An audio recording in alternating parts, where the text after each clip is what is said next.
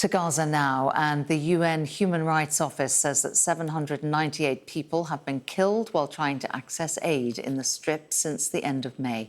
They say that most of those killed were in the vicinity of humanitarian foundation sites.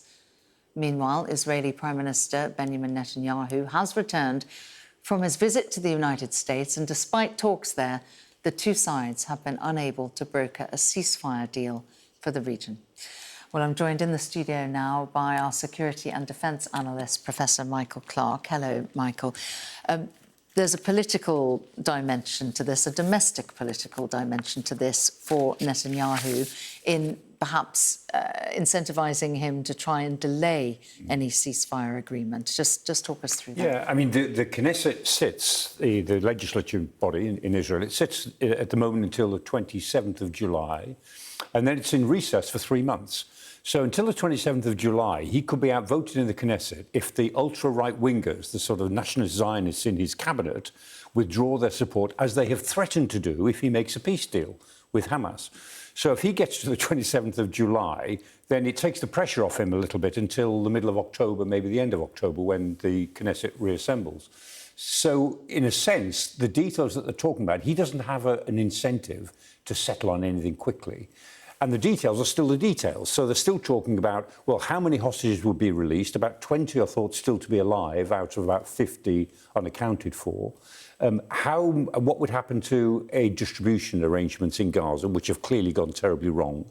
How many Israeli troops would remain in Gaza, and where? Would they be along the Philadelphia corridor in the south and along the Morag corridor, just north of Khan Yunis? Where would they be? And then, not least, what about these talks? There have to be meaningful talks on a peace settlement, a permanent peace. And that's what Netanyahu can't go along with, because talking about a permanent settlement with Hamas is not destroying Hamas as a result of the 7th of October atrocities 2 years ago. And if he looks as if he's even prepared to talk meaningfully to Hamas, then he loses the right wingers in his cabinet and his government will fall. Right, OK. So he's trying to sort of kick that further down the line. Yeah. Meanwhile, you were mentioning there about these aid distribution sites, a lot of very grave concerns being raised about safety of people desperately trying to get aid there. The UN's put out some figures today which sort of quantify really the number of people losing their lives. Yeah, almost 800 dead. The vast majority of which have lost their lives around these 3 sites in the south that have been put out. The Gaza Aid Foundation has got 4 sites, 1 in the north, 3 in the south, where they're trying to draw people into the south for political reasons. And about more than 650 people seem to have been killed around those sites, and then other people have been killed towards other sites. I mean, who's doing the killing is still an issue. The IDF have certainly shot some people. They admit that and they're investigating it. Hamas appear to have shot some people. The gangs are shooting people because Gaza is falling into a gang culture now. There are big families like the Abu Shabab family in the south. They've controlled the south for a long time. They're at war with Hamas. The Israelis look as if they're supporting Yasser Abu Shabab, who's a sort of gang leader in the south, big family, big mafia boss in a sense.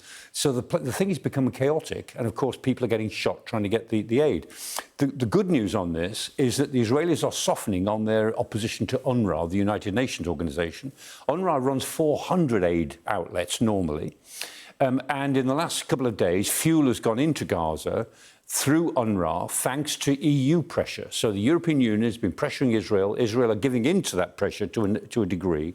And they're almost re-establishing some of the UNRWA operation. So it looks as if this strong support for the Gaza Humanitarian Foundation, this very controversial arrangement, looks as if that is waning, and the Israelis are being pushed back towards going back to UNRWA, which they hate doing, because they hate UNRWA. There's terrible relations between them. But they are the only sensible, the only practical alternative if aid is to be restored at anything like the previous levels to the people of Gaza. OK, Michael, thank you.